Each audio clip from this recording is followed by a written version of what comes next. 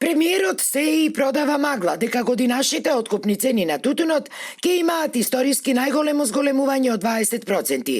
Со таквите изјави, тој продолжува да ја навредува интелигенцијата на тутунарите и од нив да прави неписмени будали кои абер немаат од математика. Цената на тутунот ќе остане иста како и лани, бидејќи официјална валута за трговија со тутун е американскиот долар, а неговата вредност од ланските 54 денари годинава скокна на 62 денари. Реагираат тутунарите по завчерашната посета на Ковачевски на Прилеп.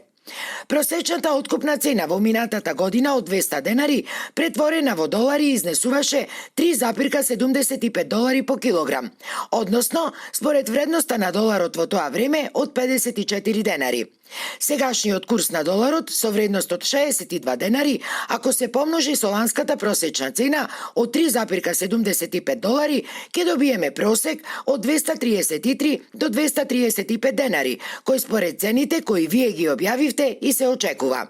Ова потврдува дека цената е иста и непроменета во однос на лани. Ако на ова се додаде и фактот дека просечната производна цена за оваа реколта достигна 239,7 денари, само ни се потврдува дека откупната ќе биде пониска од производната. Стои во писмената реакција од координаторот на 4 новоформирани тутунски здруженија Игор Мирчевски.